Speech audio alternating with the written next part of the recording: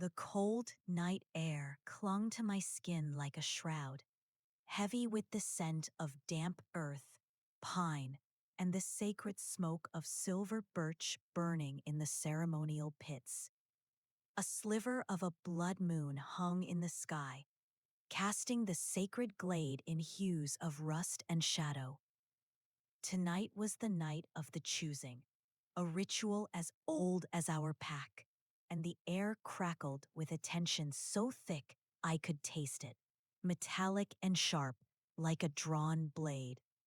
I stood in the back, a ghost in a plain gray dress, my purpose only to bear witness to my sister's ascension. The whispers followed me, slithering through the assembled pack like vipers in the grass. Disgraced the wolfless Omega, Voron's shame. I kept my eyes fixed on the packed earth at my feet, feeling the weight of their judgment press down on me until it was hard to breathe. They were right, of course. I was a fracture in a perfect bloodline, and tonight was meant to heal that break by binding our family to the Alpha King. My sister Ara was the center of it all.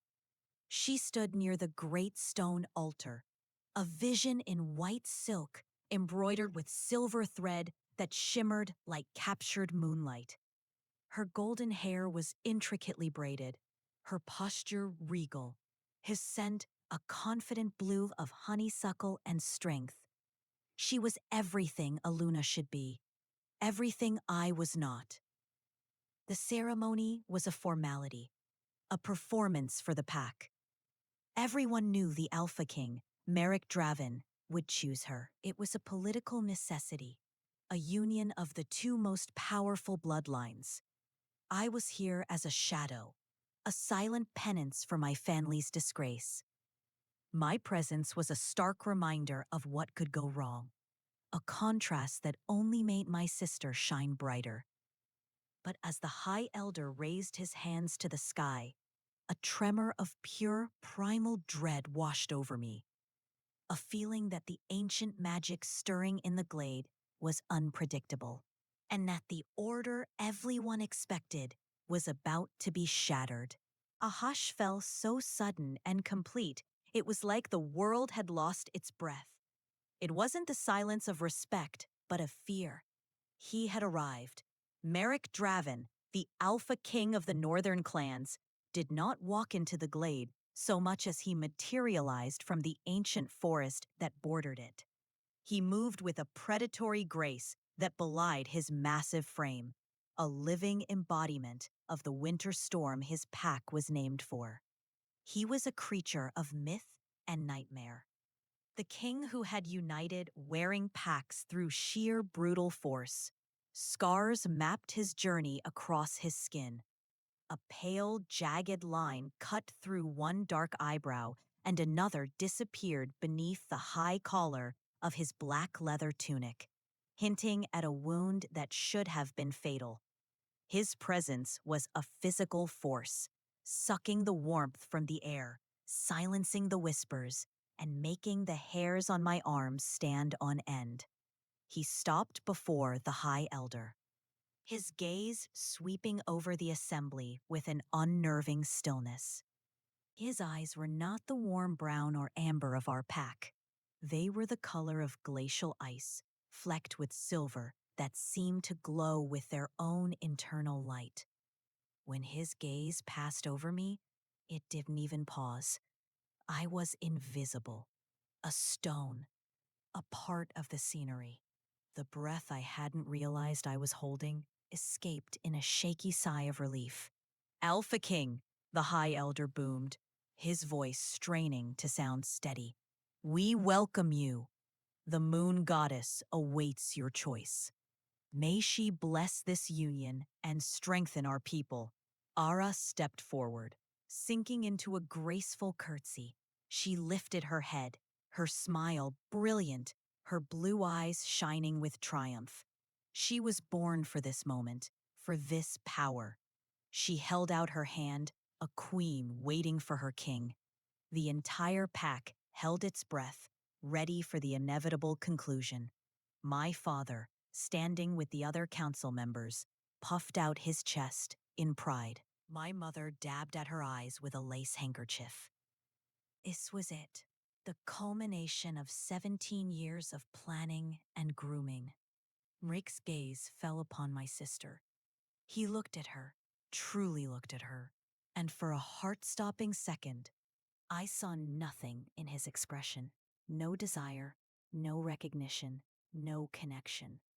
It was the flat, assessing gaze of a predator examining something of little interest. The confidence in Alar's smile faltered for a fraction of a second. Then he moved. He didn't walk toward her. His head turned, a slow, demure head, followed by a spinning wheel. Deliberate motion that seemed to take an eternity. His ice-chip eyes scanned the front rows of the pack, dismissing the daughters of alphas and betas who stood hopefully, their sense blooming with desperate invitation. He looked past the warriors, past the elders, his gaze cutting through the crowd like a scythe. I felt it before I saw it. A pull deep in my gut, a strange humming vibration under my skin, as if a forgotten string inside me had been plucked. My muted, dormant wolf, the part of me that had been silent since my failed first shift, stirred with a painful ache. And then his eyes found mine. The world tilted.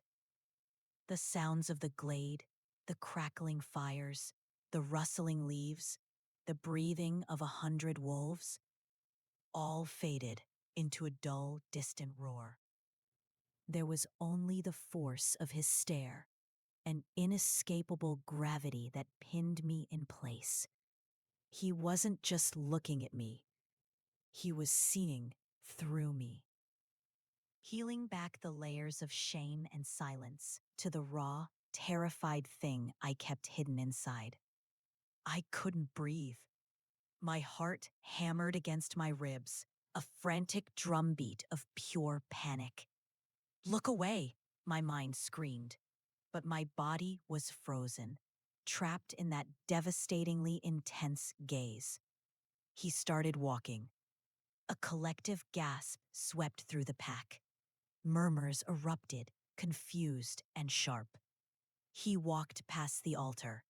He walked past the horrified High Elder. He walked past my sister, whose beautiful face was beginning to crumble. Her mask of perfect composure cracking to reveal disbelief and fury. He walked straight toward me. The wolves parted before him, scrambling to get out of his path. The space between us shrank with each heavy, deliberate footfall. His scent washed over me, overwhelming my senses. Not just pine and winter, but something more primal. Ozone after a lightning strike. Cold, hard granite. The metallic tang of old blood. It was the scent of absolute untamed power. And it terrified me as much as it called to something broken within me. He stopped less than a foot away, looming over me, a mountain of a man, cloaked in shadow and menace. I had to crane my neck to see his face, and up close, the scars were more pronounced, the lines around his mouth harder. He lifted a hand, and I flinched, my body tensing for a blow, a dismissal, an act of cruelty. But his touch was shockingly gentle. The rough, calloused pads of his fingers brushed a stray strand of brown hair from my cheek. The contact was like a brand searing my skin, sending a jolt of terrifying, unfamiliar heat through my entire body. My wolf, my silent, pathetic wolf, whimpered within me, not in fear, but in something that sounded dangerously like recognition. His glacial eyes held mine, and in their depths, I saw a storm raging, a raw, possessive fire that had nothing to do with politics or alliances, and everything to do with something ancient and unbreakable. Without breaking eye contact, he spoke. His voice was a low, growly rumble that vibrated through the ground, through the very bones of my feet. It was not a request. It was a declaration, a sentence, a claim that echoed across the stunned silence of the glade, sealing my fate. She is mine. Chaos erupted. The word was a stone thrown into a still pond, and the ripples were waves of pandemonium. A shriek of pure, undiluted rage tore from my sister's throat. No, it's me. I am the one. The elders surged forward, shouting questions, their voices overlapping in a cacophony of outrage. Alpha King, what is the meaning of this? This is the disgraced one. She is an omega, a wolfless, a nothing. My father's face was ashen, his expression one of utter horror and humiliation. He looked from me to the king as if he'd just witnessed the world end. But Merrick heard none of it. He ignored them all. His entire focus was on me. His hand moved from my cheek to my arm, his grip strong and unyielding, an anchor in the storm of noise. He pulled me from the shadows and into the firelight, forcing me to his side, pressed against the hard planes of his body. I could feel the low, possessive growl vibrating in his chest, a warning to anyone who dared to challenge him. The scent of his fury was palpable thing, sharp and dangerous. But it wasn't directed at me. It was for them, for all of them. He leaned down, his lips brushing the shell of my ear. His hot breath, a stark contrast to the cold terror icing my veins. His voice was a quiet promise of violence, a dark vow meant only for me, spoken beneath the howls of my pack's outrage. Let them scream, he murmured, his grip tightening, claiming me before the gods and the pack that had scorned me. It changes nothing. You belong to me now. His words were a brand, his touch a shackle. Merrick Dravin did not wait for the council's blessing or my father's consent. He simply took me. His grip on my arm was an iron manacle as he pulled me through the pandemonium of the glade. My sister's face, contorted with a venomous hatred that eclipsed her beauty, was the last thing I saw clearly. Her scream echoed behind us, a promise of retribution. My father stood frozen, his face a mask of public ruin, while my mother crumpled into the arms of another Luna. They did not try to stop him. No one did. To challenge the Alpha King was to invite annihilation. His warriors, immense and silent as the stones of their homeland, materialized around us, forming a moving wall of black leather and hardened muscle. Their scents were sharp and foreign, frosted pine, cold iron, and the musk of a predator, far more feral than any I had ever known. Their eyes, all shades of gray and silver, watched me with a mixture of suspicion and contempt. They saw what my pack saw, a weak, wolfless Omega who had somehow bewitched their king. I was a flaw, an impurity they were now forced to escort. I was thrust into a carriage that smelled of cedar and old leather. The doors slammed shut, the sound as final as a coffin lid. Through the thick leaded glass window, I watched the sacred glade of my home disappear, the ceremonial fires shrinking to distant, mocking embers. I was leaving everything I had ever known, not as a bride, but as spoils of war. The carriage lurched forward, its wheels grinding over the path, carrying me toward a future as cold and dark as the northern lands themselves. The journey was a blur of terror and suffocating silence. For 2 days we traveled without pause, stopping only to water the horses. I was given food and water by a grim-faced she-wolf with a scar that bisected her lip, who looked at me as if I were a particularly repulsive insect. She never spoke a word. I huddled in the corner of the carriage, wrapped in a thick fur blanket that did nothing to warm the chill that had settled deep in my bones. I could feel him out there, riding just ahead of the carriage. Merrick's presence was a constant oppressive weight against my senses, a low hum of power that made the air itself feel heavy. My silent wolf, which had lain dormant for so long, was a knot of agonizing conflict within me. Cowering from the sheer force of his alpha command, yet simultaneously drawn to it with a desperate, primal yearning I couldn't comprehend. It was a terrifying betrayal by my own spirit. The landscape changed dramatically on the third day. The lush green forest of my home gave way to jagged peaks and sparse, hardy pines that clawed at the sky. The air grew thinner, sharper, tasting of ice and stone. We were entering his kingdom. His fortress, when it finally appeared, was not a castle, but a wound in the mountainside, carved from the living black rock of the peak itself. Winterfang Keep was a monument to brutality and endurance. Towers, like broken teeth, scraped the bruised twilight sky, and its few windows were narrow slits, like the eyes of a predator watching from its lair. There were no banners, no welcoming lights, only stone and shadow. The carriage rattled through a massive iron gate and into a courtyard paved with dark, uneven stones. The air was frigid, and the silence here was different. It was a watchful, waiting silence.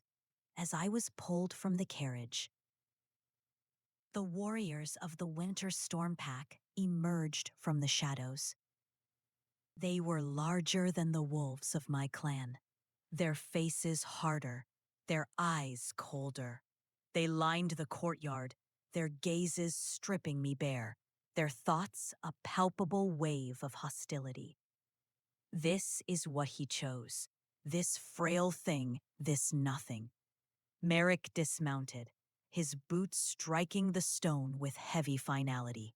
He walked toward me, the sea of hardened warriors parting before him. He stopped, his shadow falling over me, and for the first time since the ceremony, he addressed me directly. Come. It was not a request. He led the way into the keep, and I had no choice but to follow. My legs trembling so badly I was afraid I would collapse. The great hall was a cavern of cold air and echoing silence.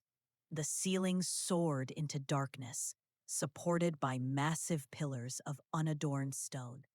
Weapon racks lined the walls, holding axes, swords, and spears that looked ancient and well used.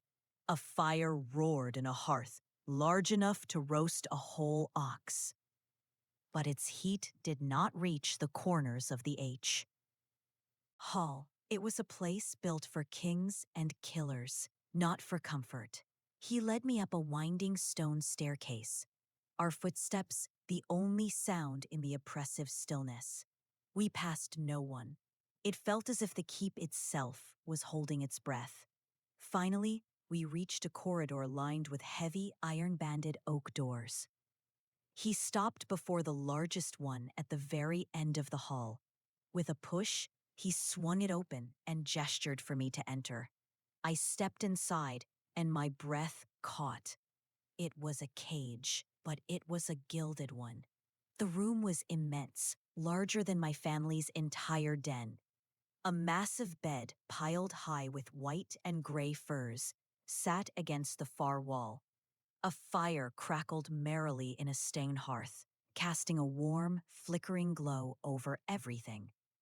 A low table was set with a flagon of what I assumed was wine, and a platter of bread and cheese. Rich tapestries depicting brutal hunting scenes hung on the stone walls, their threads absorbing the sound and adding to the strange insulated quiet. But it was the window that stole my attention. It took up nearly the entire wall, a single, seamless pane of glass. Looking out over a sheer 1,000 feet drop, the jagged peaks of the surrounding mountains tore at the sky, a breathtaking and terrifying vista of beautiful desolation. I was at the very top of the world and completely, utterly trapped. The heavy door clicked shut behind me. I spun around to see Merrick leaning against it, his arms crossed over his chest, his glacial eyes watching my every movement. The room, which had seemed so vast a moment ago, suddenly felt claustrophobically small. His presence filled it, consumed it, leaving no air for me to breathe. "You will be safe here," he said, his voice a low rumble that seemed to vibrate through the stone floor. Safe. The word was a bitter mockery. I was a prisoner, a trophy, a scandal he had dragged back to his lair. I wrapped my arms around myself, a feeble defense against the sheer force of him. He pushed off the door and began to pace the room slowly, like a wolf circling its prey. He didn't look at me, but I felt his gaze on me all the same. He ran a hand over the dark wood of the mantelpiece, his scarred fingers tracing the carvings. "You will have food, warmth. Anything you require will be brought to you." His tone was flat, transactional, as if he were outlining the terms of my captivity. Why? The word escaped me, a raw, desperate whisper. It was barely audible, but in the thick silence of the room, it sounded like a shout. He stopped pacing and finally turned his full attention on me. The intensity of his stare was a physical blow, and I flinched.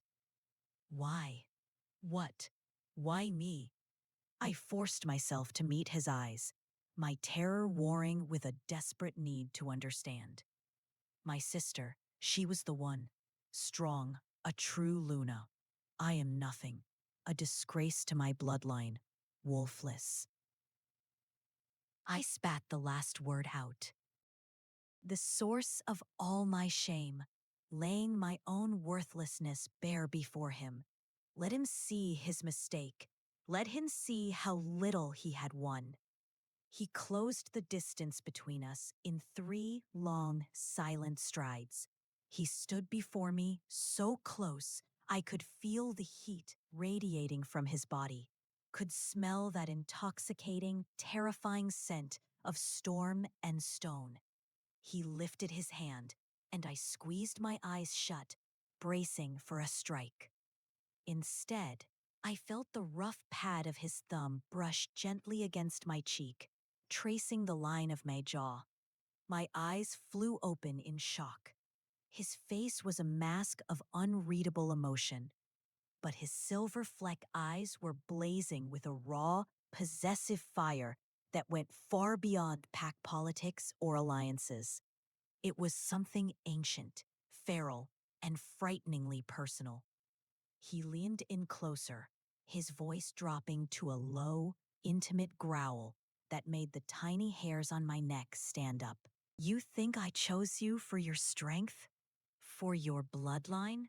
he murmured, his thumbs stroking my skin, sending shivers of pure, unadulterated fear down my spine. "Your pack cast you out.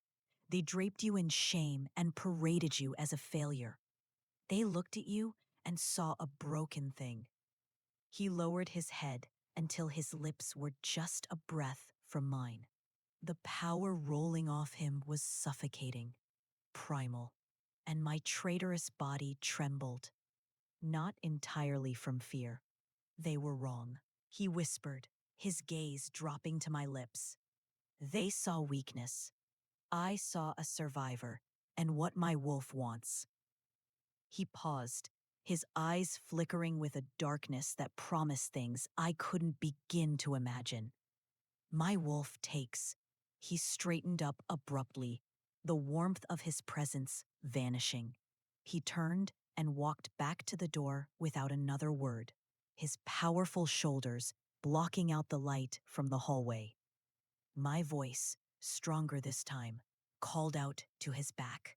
"So I am your prisoner." He stopped, his hand on the iron handle, but he did not turn around. "You are my Luna," he stated, the words cold and final. "Learn the difference." Then he was gone. The great oak door swung shut with a deafening thud.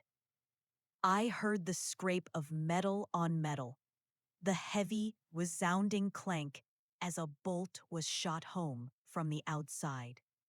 The sound echoed in the silent room, the final note in the symphony of my capture. I was alone, locked in a gilded cage at the heart of my enemy's fortress. The chosen of a king whose reasons were as terrifying and mysterious as the man himself. Days bled into one another in a haze of luxurious confinement. The sun rose and set outside my vast window, painting the jagged peaks and hues of rose and violet. A spectacular silent show I watched from behind invisible bars. Food appeared outside my door on silent feet. Rich stews, dark bread, roasted meats, far better than the simple fare I was used to. The fire was always tended, the furs on the bed always soft. I was a pampered pet, a treasured object, and a prisoner. I saw no one but the grim-faced she-wolf, Varia, who brought my meals, and whose eyes held a universe of contempt. And I did not see the king. His absence was as loud as his presence had been. The keep was silent, but it was his silence, imbued with his authority. I could still feel the phantom touch of his thumb on my skin, could hear his possessive growl in my ear. "You are my Luna." The words were a brand on my soul, a title I didn't want and couldn't comprehend. What did it mean to be Luna to a pack that despised me, to a king who locked me away? My pathetic silent wolf paced the confines of my spirit, a miserable creature trapped in a cage within a cage, tormented by the ghost of an alpha's scent that permeated the very stones of my chamber. On the fifth day, the routine shattered. Varia entered my room without knocking. Her scarred lip curled in a permanent sneer. She threw a bundle of dark, heavy fabric onto the bed.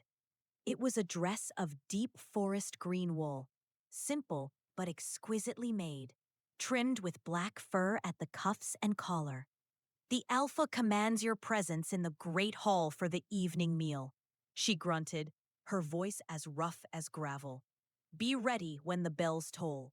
She didn't wait for a response, turning on her heel and leaving, the door closing with its usual finality. Panic, cold and sharp, pierced through the dull ache of my solitude. The great hall to face them all, the warriors who had looked at me with such loathing, the she-wolves whose scents would be sharp with challenge and disgust. It was a test, a deliberate unveiling. He was going to put his strange, broken prize on display. My hands trembled as I dressed. The wool was soft, but it felt like a shroud. I was a lamb being led to the slaughter. And for the first time, I felt a flicker of anger ignite in the pit of my stomach. Anger at him for this cruelty. Anger at myself for this weakness. When the deep, resonant toll of a bell echoed through the stone corridors, Varia returned. She led me down the winding stairs, her posture stiff with disapproval. The closer we got to the great hall, the louder the sounds became. The clatter of plates, deep voice laughter, the low growl of conversation. The air grew thick with the smells of roasting boar, wood smoke, and the overwhelming territorial scent of 100 powerful, unfamiliar wolves. As we stepped through the massive archway, a sudden dead silence fell. Every head turned, every conversation died. Every pair of eyes in that vast firelit cavern fixed on me. It was the glade all over again, but 1,000 times worse. Here, I was not just a disgrace. I was the enemy, an intruder, a foreign sickness that had infected their king. I could feel their hostility as a physical force, a wave of pressure that threatened to crush me. Their scents were a symphony of aggression, sharp, musky, and challenging. Low growls rumbled from the long tables, barely suppressed warnings.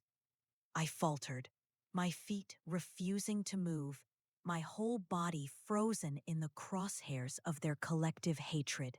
"Move!" Very hissed, shoving me forward.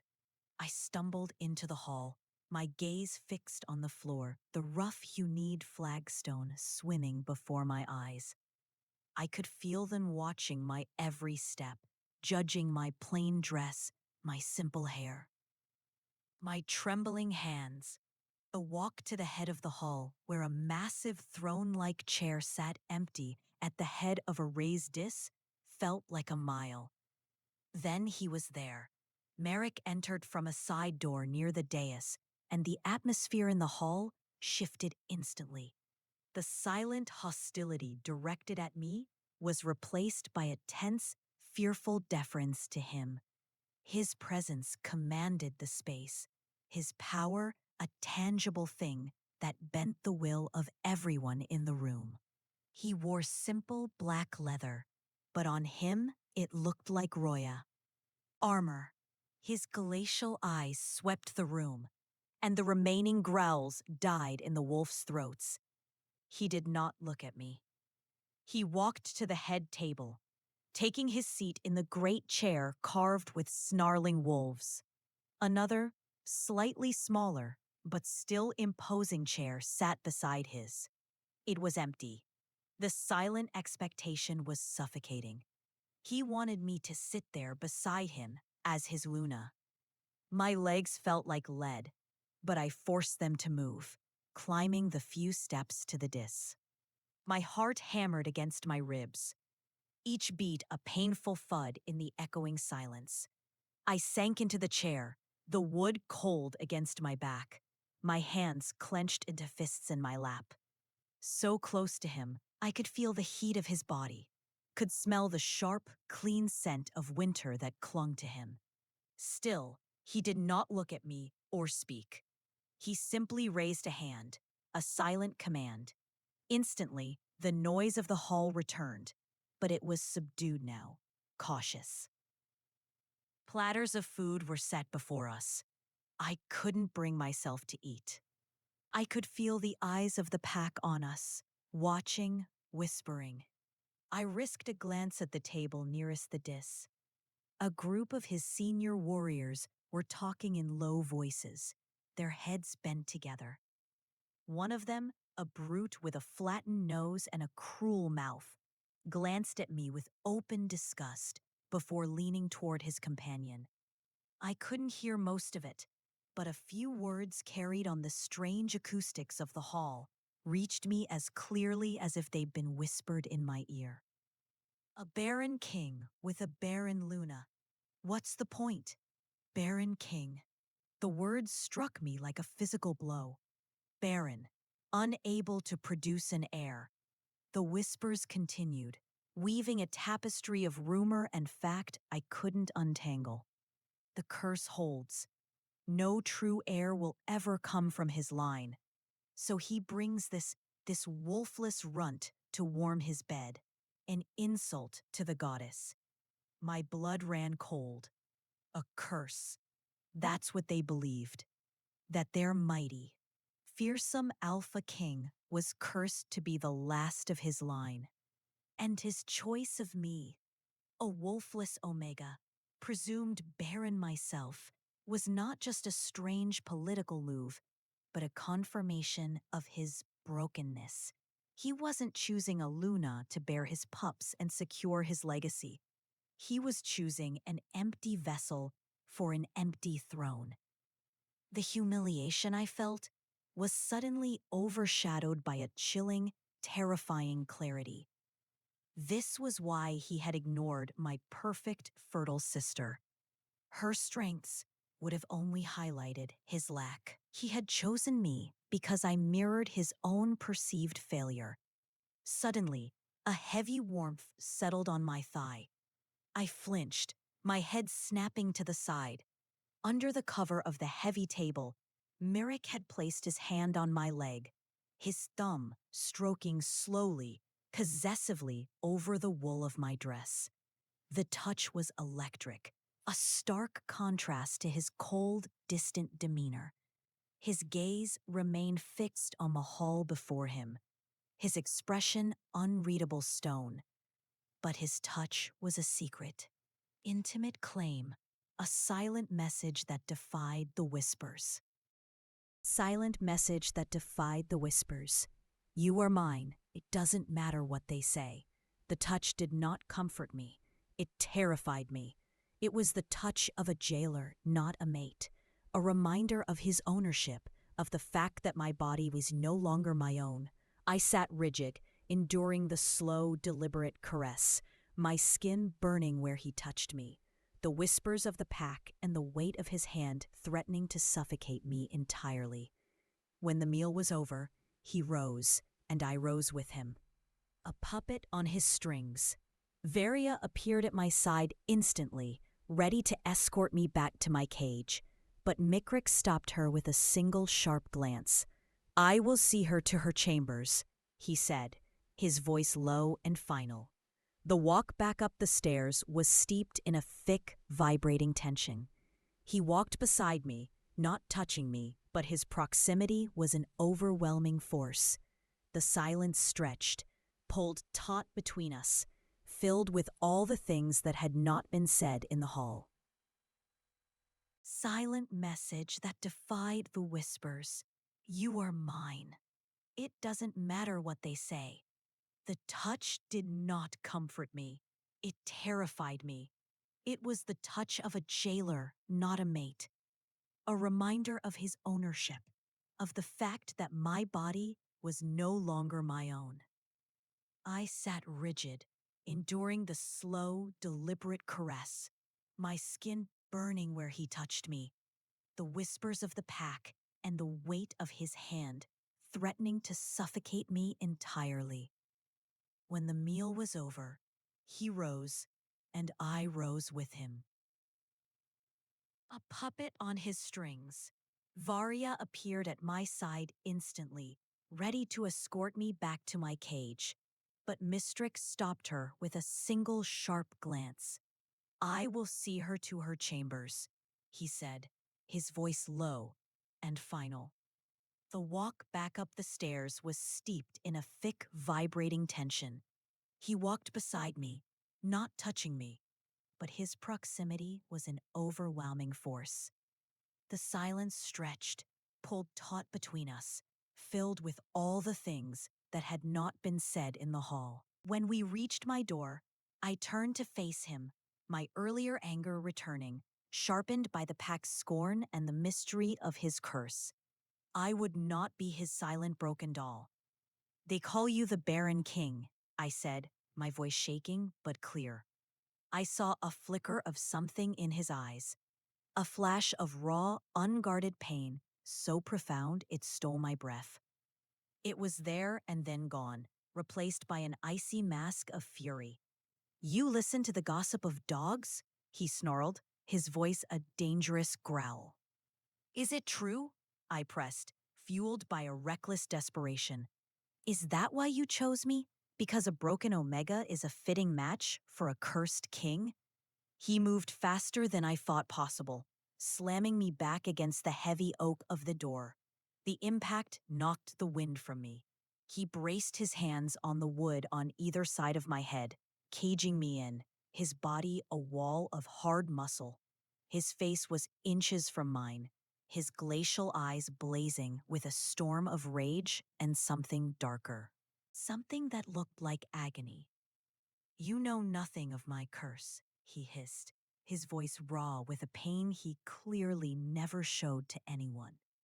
The scent of his fury filled the air, accurate and potent. "You think this is about politics? About matching failures?" He lowered his head, his breath hot against my cheek, his lips brushing my ear. The barely controlled violence in him was terrifying. Yet beneath it, I sensed a deep, aching wound. "You want to know the truth of it, Landra?" he whispered, his voice dropping to a tormented growl. "You want to see what they whisper about in the shadows?" His hand went to the high collar of his leather tunic, his fingers rough and scarred, worked at the laces, his knuckles brushing the skin of his own throat. The fury in his eyes was wearing with a bleak, desolate resolve. He was going to show me. He was going to lay his curse bare. "Then, look," he commanded, his voice breaking on the word. "Look at what makes a king barren." My breath hitched. ... Trapped in my throat, his fingers, surprisingly steady, despite the tempest raging in his eyes, pulled the last lace free. The high protective collar of his tunic fell open. He didn't move, didn't force me to look. He simply stood there, his body caging mine against the door, his eyes locked on mine, challenging me, daring me to see the truth he had kept hidden beneath layers of leather and a fearsome reputation. Slowly, hesitantly, my gaze dropped from his tormented eyes to his throat. A gasp tore from my lips, sharp and involuntary. It wasn't a scar. Scars were pale, dead tissue, the remnants of a healed wound. This was something else entirely, a web of angry raised flesh, darker than his skin, snaked up from his collarbone, wrapping around the strong column of his neck like a thorny vine. The tissue was puckered and twisted, but it was the color that was so unnatural. It was a deep, bruised purple, shot through with veins that seemed to pulse with a faint, sickly black glee. Like a creeping poison, frozen just beneath the surface of his skin. It looked raw, painful, and profoundly wrong. It was a mark of corruption, a brand of dark magic that seemed to writhe even in stillness. This was his curse, not a lack, not an emptiness, but an active, malevolent blight upon his very being. My mind reeled. The whispers in the great hall hadn't been mere gossip. They were a pale, watered-down version of a horrifying truth. No wonder they called him Baron. What she-wolf? What wolf could bond with this? What life could spring from a body tainted by such a virulent poison? I reached out, my fingers trembling, my actions driven by an instinct I didn't understand. It wasn't pity. It was something deeper, a strange, horrifying echo of recognition. Before I could think better of it, my fingertips brushed against the edge of the mark. A jolt, sharp and violent as a lightning strike, shot up my arm. It wasn't his magic that shocked me. It was mine, or rather, the GS. The ghost of it, the dormant silent wolf within me, the part of my soul I had believed dead and buried, screamed. It was a silent, agonizing shriek of pure, unadulterated agony that ripped through my consciousness. An image flashed behind my eyes, a memory not my own. Darkness, the scent of burning herbs and blood, a silver blade etched with writhing runes, and a pain so absolute it had no sound. It was his pain, his memory. And for a fraction of a second, I felt it as if it were my own.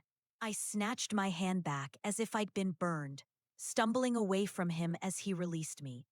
I clutched my chest, my heart hammering, my breath coming in ragged, shallow gasps. What was that? What had just happened? Merrick stared at me, his face a mask of stunned disbelief. The raw fury had vanished, replaced by a dawning, incredulous wonder. He looked from my terrified face to his own hand, then back to the mark on his neck. "What did you feel?" he demanded, his voice a low, urgent rumble. I couldn't speak. I just shook my head, backing away until my legs hit the heavy wooden frame of the bed. The phantom pain of that ancient cursed wound still echoed in my soul. It felt familiar, a terrifying, impossible familiarity. "Tell me," he commanded, taking a step toward me. "Pain," I finally choked out, my voice raspy. "I felt your pain." He stopped, his glacial eyes widening almost imperceptibly. He looked at me, then truly looked at me as if he were seeing me for the first time. Not as the disgraced Omega, not as a political pawn, not even as his chosen Luna, but as something else entirely. A key, a mystery no one has ever, he began, his voice rough with an emotion I couldn't name. He didn't finish the thought, but he didn't have to. No one had ever touched his curse and lived to speak of it, let alone felt what he felt. The air between us crackled, thick with unspoken questions and a terrifying new possibility. My wolflessness, my shame, my brokenness. Was it connected to his curse? Was this why his wolf had cried out for mine in the glade? Not because I was a survivor, as he'd claimed, but because our wounds somehow spoke the same language. The scent in the room shifted. Beneath the ever-present notes of winter and stone, a new fragrance began to bloom, faint but unmistakable. It was coming from me, the scent of rain-soaked earth after a long drought, the smell of dormant life stirring. Merrick's nostrils flared, his head tilted, his eyes narrowing as he focused on me, his predator's senses analyzing, dissecting. "Your scent," he growled, his voice thick with confusion, and something else, something that sounded like hope. He took another step, and another, until he stood before me, where I had collapsed onto the edge of the bed. He knelt, bringing his face level with mine. The intensity of his gaze was overwhelming. But it was no longer just possessive. It was searching, desperate. "When did your wolf fall silent, Lysandra?" he asked, his voice softer now, but laced with an urgency that vibrated through me. "My first shift," I whispered, the memory of familiar agony. "It never came. The pack's shaman said the connection was severed, that the moon goddess had rejected me. The shame of it was a physical weight pressing down on me." "Rejected you or stolen from you," he countered, his eyes boring into mine. His gaze flickered down to my throat, as if searching for a mark that mirrored his own. The idea was so foreign, so contrary to everything I had been taught to believe, that my mind struggled to grasp it. Stolen? My wolf hadn't failed me. It had been taken. The memory of the pain I'd felt from his curse flashed again. The silver blade, the dark magic. Was it possible? Could the same darkness that had blighted him have somehow broken me? Without a word, he reached out and gently took my hand. His large, calloused palm enveloped my smaller one, his thumb stroking the delicate skin of my wrist. There was no jolt this time, only a profound humming warmth, that spread through my veins, chasing away some of the deep soul-level chill I had lived with for years. It was a feeling of connection, of rightness, that was as terrifying as it was intoxicating. The dormant part of me, my broken wolf, uncurled a little from its tight ball of misery, drawn to the heat, to the strength in his hand. It whimpered, a soft questioning sound in the back of my mind. They told me the curse would prevent a true bond, he murmured, more to himself than to me, his gaze fixed on our joined hands. They said no wolf would ever answer mine. He looked up, and the raw vulnerability in his eyes struck me to my core. The fearsome alpha king, the brutal conqueror, was stripped bare in that moment, revealing the desperate, lonely man beneath. But yours does, he whispered. Even in its silence, it answers. This was the truth. This was the reason. He hadn't chosen me out of strategy or pity. His wolf, tainted by a curse that isolated him from his own kind, had recognized my wolf, muted by a separate yet perhaps related tragedy. Two broken halves of a whole, calling to each other across a crowded glade, drawn together by a shared wound. It wasn't a romance. It was a desperate act of fate, a gamble by two souls on the brink of oblivion. He raised my hand to his lips and pressed a kiss to my knuckles. The touch was not one of passion, but of reverence. It was a solemn acknowledgement of the thread of destiny that had, against all odds, woven our lives together. The scent of damp earth, of life, grew stronger around me, a fragile perfume of possibility in the cold stone room. I do not know what magic did this to us, he said, his voice a low, steady vow as he met my gaze. But I swear on the souls of my ancestors, I will find out. I will not let you remain broken. He stood and turned to leave, but this time, as his hand touched the door, I called out to him, my voice trembling but sure. Merrick. He paused, his back to me. Don't lock it, I said. Please. He was still for a long moment. I watched the powerful line of his shoulders, the tension in his stance. Then, without turning, he gave a single sharp nod. He pulled the door open and walked out, leaving it slightly ajar.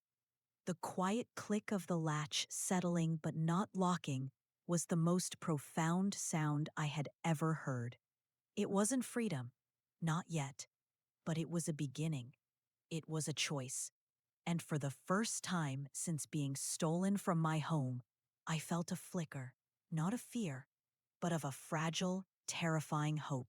The unlocked door changed everything and nothing.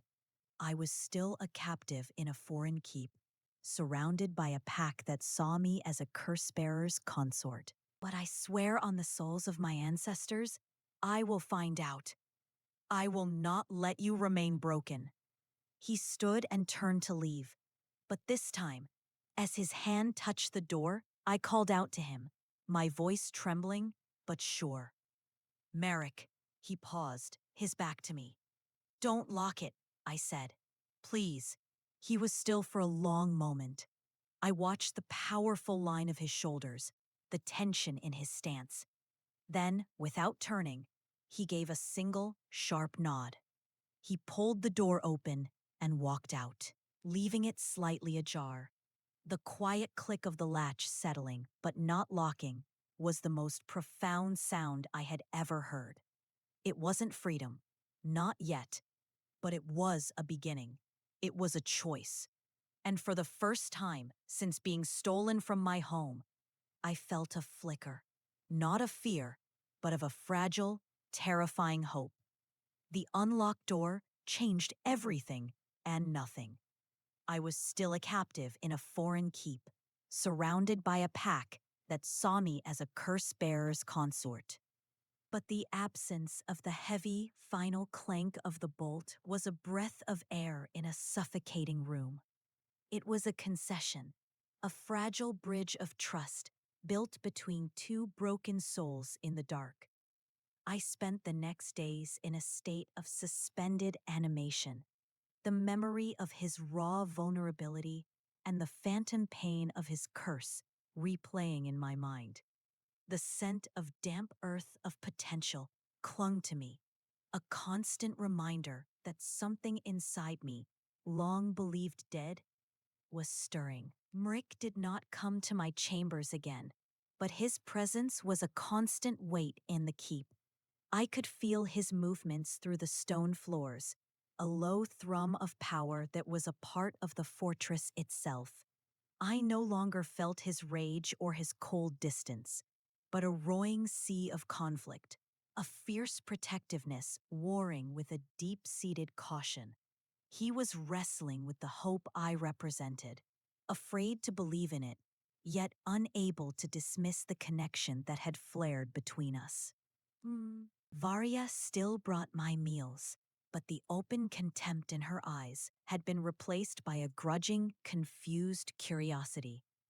She would set the tray down and linger for a moment, her gaze sweeping over me as if searching for some outward sign of the change Merrick had clearly sensed. The whispers in the great hall did not cease, but their tone shifted. The certainty of their scorn was now tinged with unease. Their alpha had not brought back a broken toy to discard. He had brought back a puzzle, and its pieces were beginning to move. One evening, restless and unable to bear the confines of my room another moment, I pushed open the heavy oak door. The corridor was empty, lit by flickering torches that cast long, dancing shadows on the stone walls. My heart hammered with a mixture of fear and exhilaration. I was breaking the unspoken rules of my confinement. Every instinct screamed at me to retreat to the safety of my gilded cage. But a stronger, more reckless impulse urged me forward. I had to know this place. I had to understand the world that had shaped the scarred, cursed king who now held my fate in his hands. I walked on silent feet, my senses on high alert. The keep at night was a different beast. The sounds were muted, the distant crackle of the great hall fire, the low murmur of voices from the barracks, the sigh of the wind through the high mountain passes. The scents were sharper, cold stone, burning wood, and the ever-present musk of the winter-torn pack. A territorial aroma that made the fine hairs on my arms stand up. I followed a staircase downward, drawn by a faint rhythmic sound. Clang, clang, clang. The sound of a hammer striking an anvil. It led me away from the main living quarters, down to the very roots of the mountain. The air grew warmer, thick with the smells of hot metal, sweat, and coal smoke. I found myself standing in the shadows of a massive archway, looking into the heart of the keep's forge. The room was a cavern of fire and shadow. Flames roared in a dozen hearths, casting a demonic orange glow on the soot-stained walls. Sparks flew like angry fireflies as massive, bare-chested wolves hammered glowing steel into the shape of blades and armor. This was where the pack's strength was forged in the heat and the violence of the fire. And in the center of it all, stripped to the waist, was Merrick. He was not watching. He was working. He stood before the largest anvil, his back to me. The firelight danced over the corded muscles of his back and shoulders, muscles that bunched and coiled with each powerful swing of the heavy smith's hammer. Sweat glistened on his skin, tracing the paths of old scars that crisscrossed his back like a roadmap of forgotten battles. He was a vision of raw, untamed power, a king who was not afraid to do the work of his people, to shape the very weapons they would wield. He was so completely absorbed in his task that he didn't notice me. He lifted a glowing piece of metal from the coals with a pair of long tongs, laid it on the anvil, and brought the hammer down. Clang! The sound was deafening, a peal of thunder that vibrated through my bones. Sparks showered the stone floor around him. He worked with a fierce, focused grace, his movements economical and precise. This was a different kind of power than the cold authority he wielded as king. This was primal, creative, and destructive all at once. As I watched, mesmerized, he turned to quench the blade in a trough of dark water. Steam hissed violently, and in that moment, he saw me. His body went still, the hammer held loosely in his hand. His glacial eyes, glowing in the firelight, locked onto mine across the roaring forge. The other smiths fell silent, their hammers ceasing. The sudden quiet, almost as loud as the noise had been.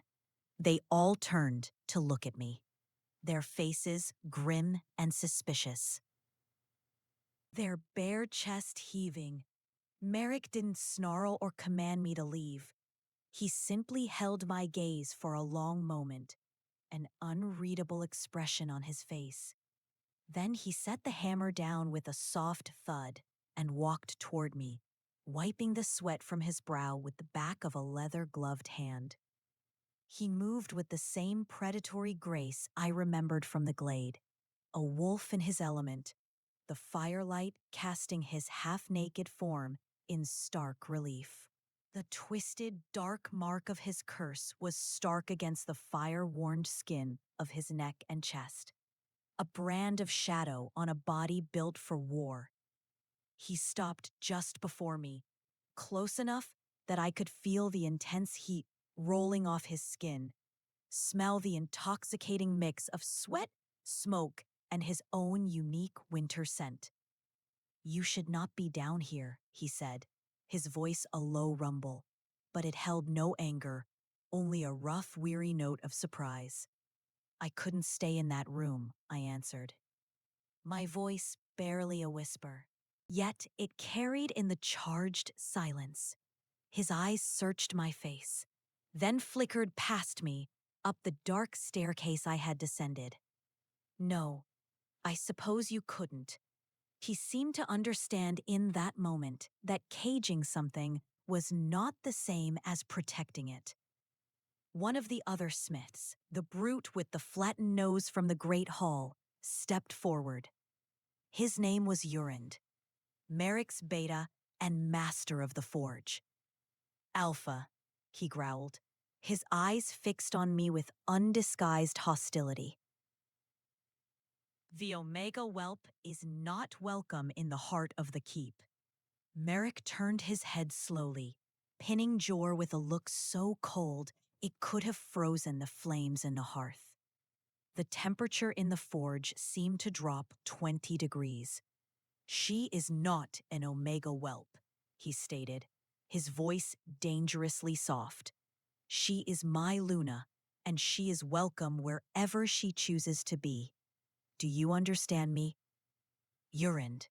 The massive beta palled, the bravado draining from his face. He bowed his head, his submission absolute. "Yes, Alpha, forgive me." Merrick turned back to me, the icy fury vanishing as if it had never been. He held out a hand, his palm rough and calloused, stained with soot. It was not a command. It was an invitation. After a heartbeat's hesitation, I placed my hand in his. His fingers closed around mine, his grip firm and warm, engulfing my smaller hand completely. "Come," he said, and led me not back up the stairs to my room, but further into the forge. He led me past the weary eyes of his warriors to the anvil where he had been working.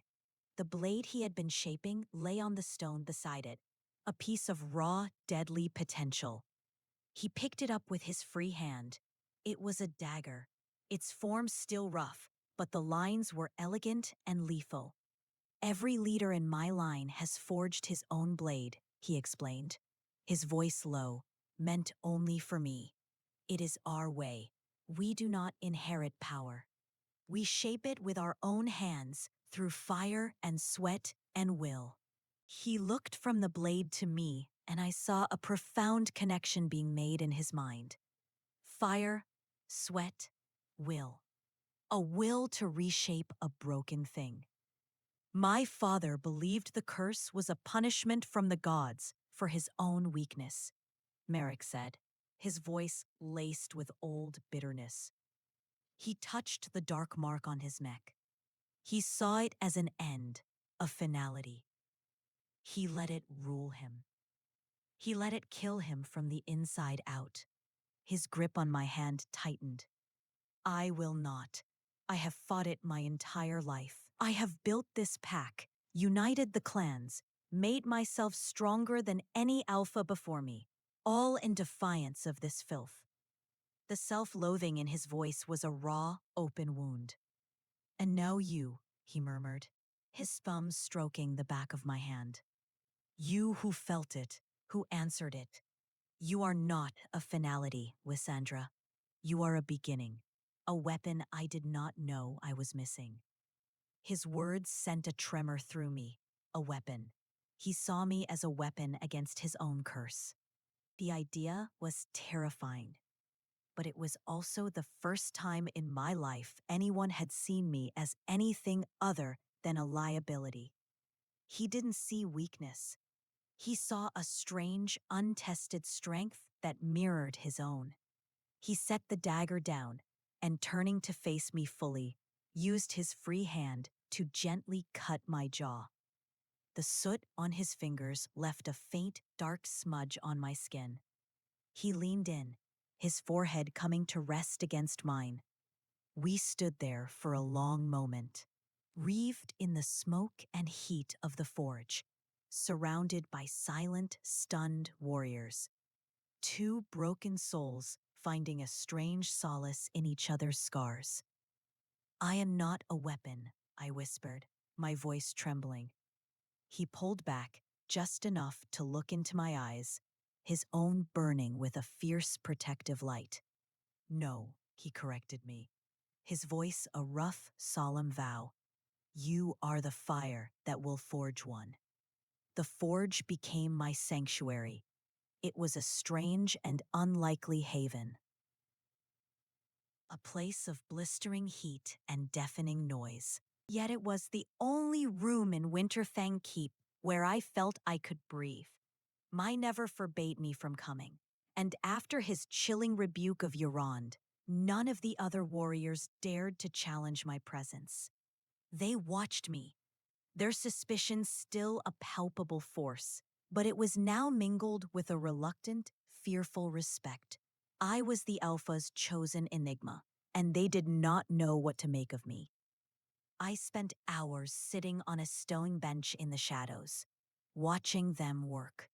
I learned the rhythms of the forge, the hiss of hot steel in the quenching trough, the ringing chorus of hammers on anvils, the roar of the bellows breathing life into the flames. I learned the sense of coal smoke, hot iron, and the sweat of hard labor. I learned the names of the smiths, Jorond, the gruff beta, who now gave me curt, respectful nods, old Kale, whose hands were gnarled but impossibly steady, young Torvin, whose ambition burned as hot as the fires he tended. Most of all, I watched Merrick. He was a different man here, stripped of his kingly burdens and reduced to the primal elements of fire and steel. He worked with a relentless, punishing intensity, as if he could hammer the curse from his own body, shaping his rage and pain into something sharp and useful.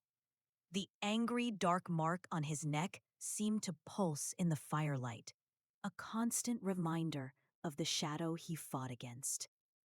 Our interactions were sparse, often wordless. He would bring me a ladle of cool water, his callous fingers brushing mine as I took it. He would sometimes pause his work, turning to meet my gaze across the forge, a silent question in his eyes. "Are you still here?" And I would give a small nod. "I am still here." It was a fragile, unspoken language, a bond being forged in the heat, beat by beat, alongside the blades. My own inner world was in turmoil. The stirring I had felt in my dormant wolf was growing, a faint, persistent hum beneath the surface of my conscience. It was like feeling a phantom limb, an echo of a power I had never been allowed to know. Sometimes, when my hammer struck the anvil with a particularly resonant clang, I would feel a sympathetic vibration deep in my bones, a painful, yearning ache. One afternoon, a messenger arrived at the forge, his face pale with urgency. He spoke in low, clipped tones to Merrick, his words lost in the den. But the shift in the Alpha King was immediate. The focused Smith vanished, replaced by the cold, dangerous ruler. The air crackled with his authority. He barked orders to Durand, his voice a weapon in itself, and the forge began to empty as warriors armed themselves and prepared to ride out. "What is it?" I asked, approaching him as he strapped on his leather armor. His face was a grin mask, his glacial eyes hard as diamonds. "Border skirmish. The feral clans to the south are testing our strength again. It is nothing, but it must be answered." He spoke as if trying to reassure me, but the tension in his shoulders told a different story. These were not simple skirmishes. They were probes, constant tests against the strength of the cursed king. He was about to turn and leave when he paused. He looked at me, a flicker of profound conflict in his eyes. The thought of leaving me here, unprotected in a keep that still didn't fully accept me, was clearly a torment to him. He was the only thing standing between me and the pack's scorn. "Varia will attend you," he said, his voice tight. "You will remain in your chambers until I return." The words, meant to be protective, felt like a cage door slamming shut. A return to the gilded prison, to the silence and the waiting. An old, familiar helplessness washed over me. Before I could censor myself, the words tumbled out, laced with a desperation that surprised even me. "Take me with you." He stared at me as if I had lost my mind.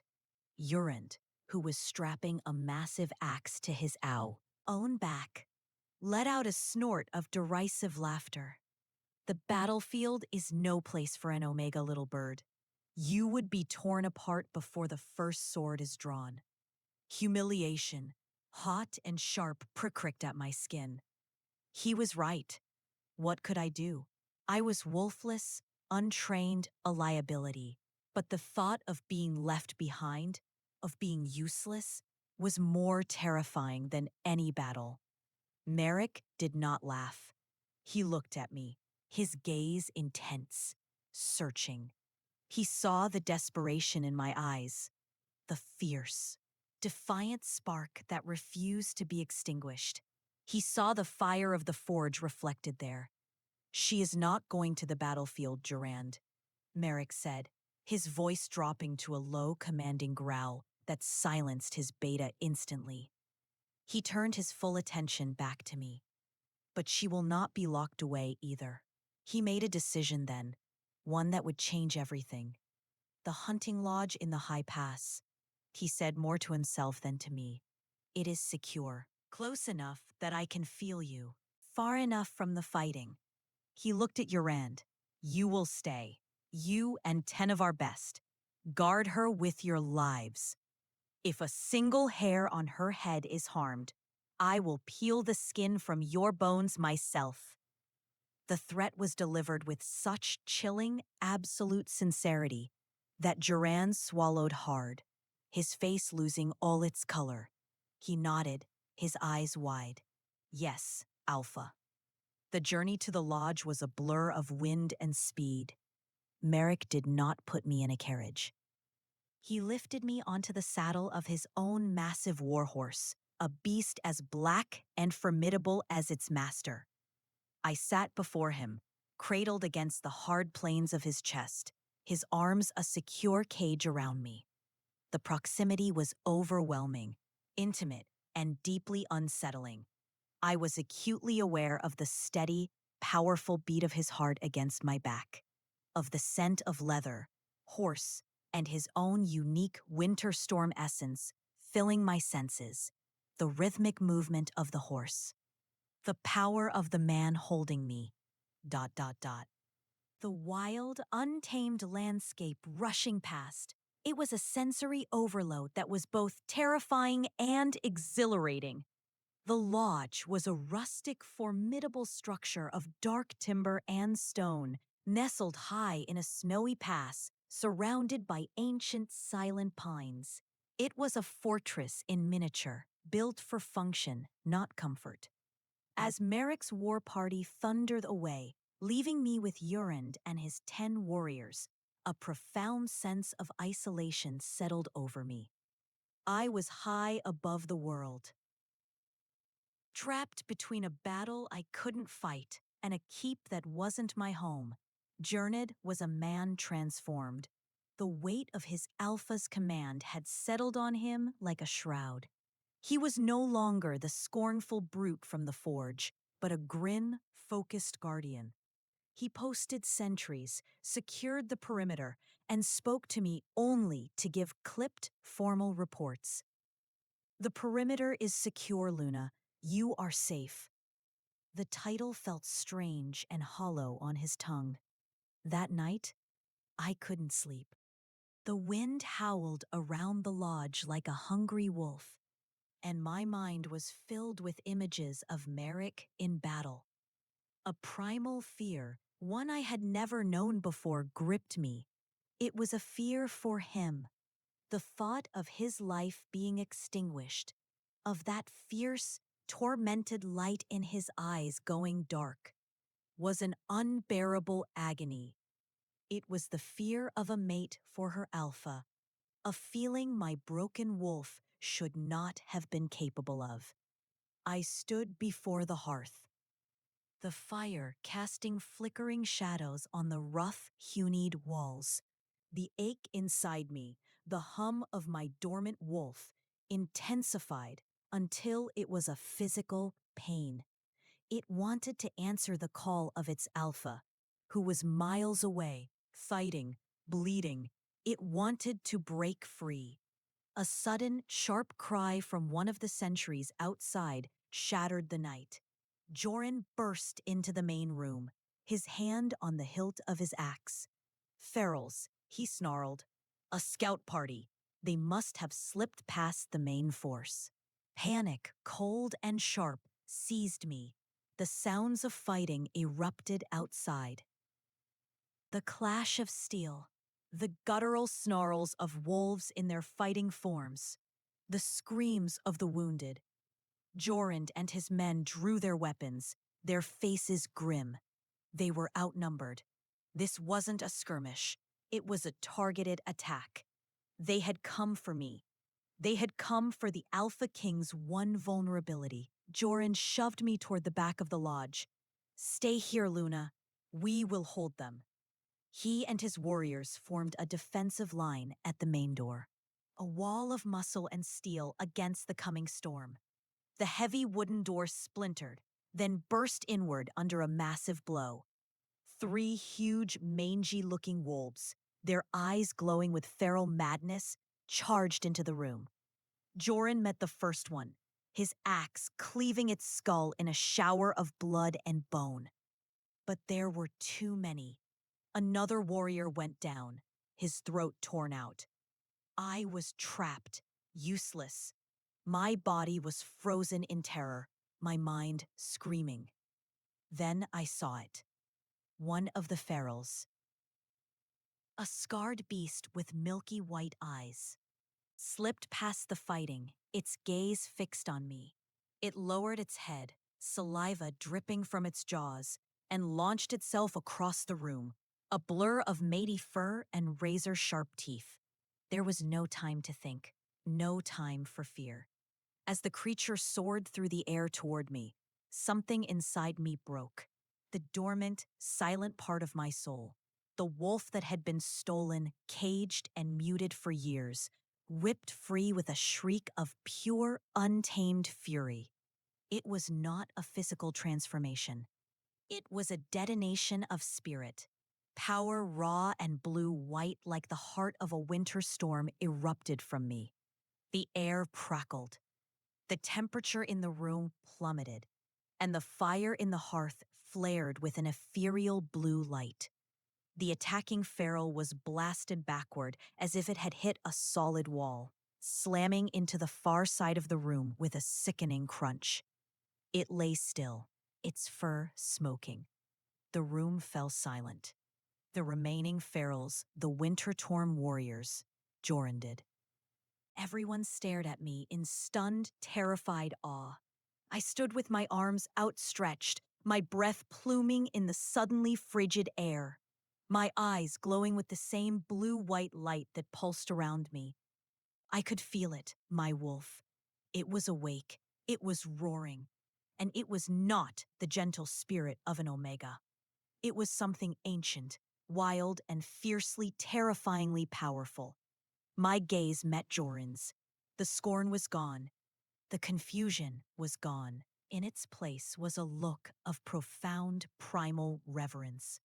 He dropped to one knee, bowing his head, not to a king's consort, but to a force of nature he could not comprehend. Lunapu, he breathed, his voice filled with a wonder that bordered on worship. The storm, it is in you. 2 winters had passed since the night my power awakened in the High Pass. 2 years since Merrick returned from battle, not to a broken Omega, but to a Luna whose spirit roared with the same ancient storm that coursed through his own bloodline. The tale of that night had become legend in the pack, whispered in the great hall, and sung by the hearths. They no longer called me the wolfless Omega. They called me the storm awakened, the silent fury, the Luna who held the heart of winter in her soul. Winterfang Keep was no longer a cage, it was home. The cold stones now held the warmth of belonging. The silence was filled with the easy familiarity of a pack that had finally fully accepted me as their own. Jorid was my staunchest ally, his loyalty absolute, forged in the blue fire of my awakening.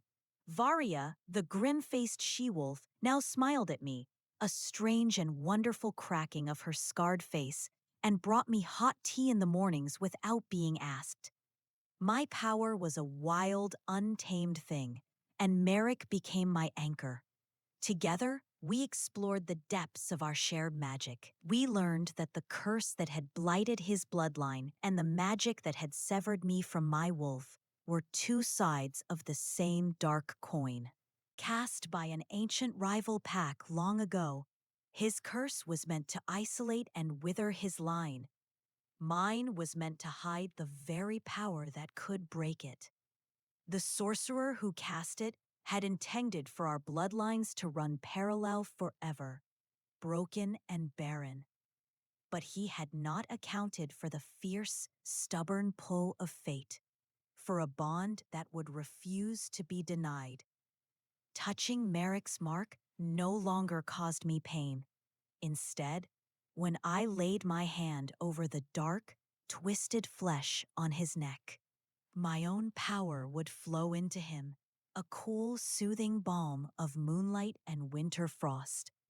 The angry purple had begun to recede, the black veins fading like ink in water. The process was slow, agonizingly so, but it was working. We were healing each other, our broken pieces fitting together to make a whole stronger and more powerful than either of us had ever been alone. The whispers of the barren king had died, replaced by awed murmurs about the alpha whose Luna was his cure. Tonight was the night of the winter solstice, the longest night of the year. A thick blanket of fresh snow covered the mountains, muffling the world in a profound, peaceful silence. The sky was a canopy of black velvet, studded with the impossibly bright, cold diamonds of the winter stars. The full moon, a perfect luminous pearl, bathed the landscape in its ethereal silver light.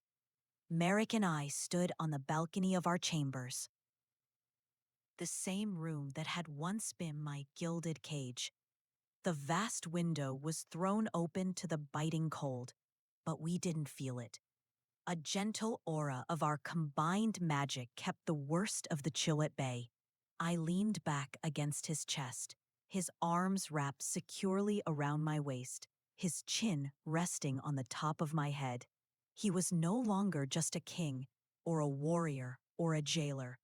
He was my husband, my mate, the other half of my soul. "Do you remember the first night?" I asked, my voice a soft murmur in the quiet in the glade. "I was so afraid of you."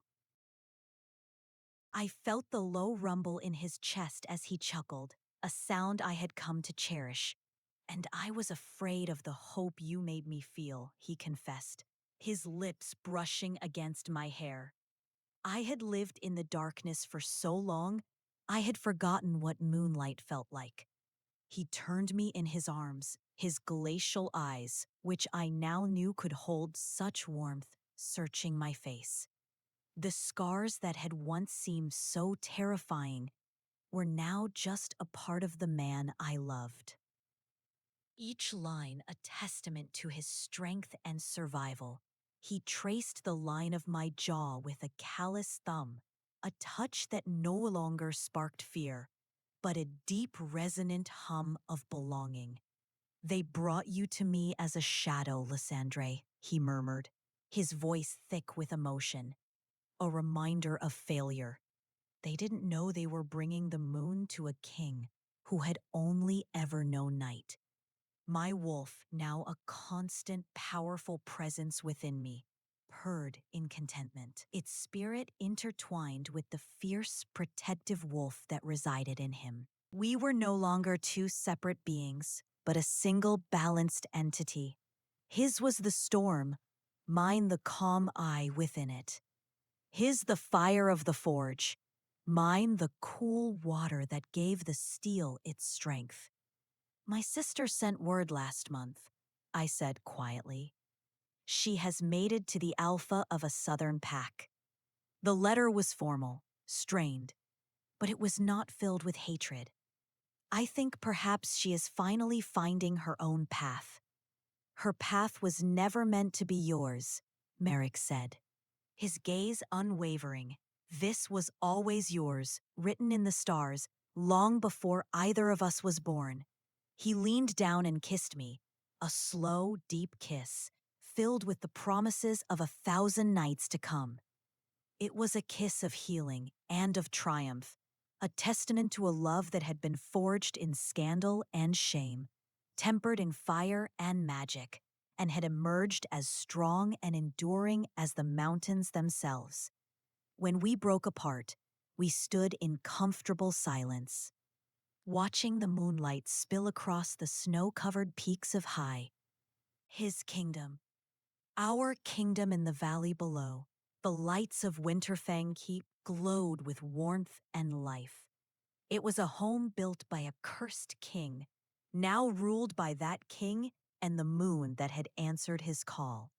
I was no longer the disgraced Omega, and he was no longer the barren king. We were simply Merrick and Landre, and our story, once a tale of sorrow and scandal, had become the North's greatest. If you enjoyed listening to this story, please hit the like button, share it with someone who'd love this, and subscribe to Nightbond Narratives and ring the bell so you don't miss what's coming next. Tell me in the comments below which part of the world you are watching from. Also, tell me which part of the story you like the most. Compilation of a video of an audiobook takes a lot of time and effort. So, if you see any ambiguity, please ignore it. I hope you will appreciate my effort.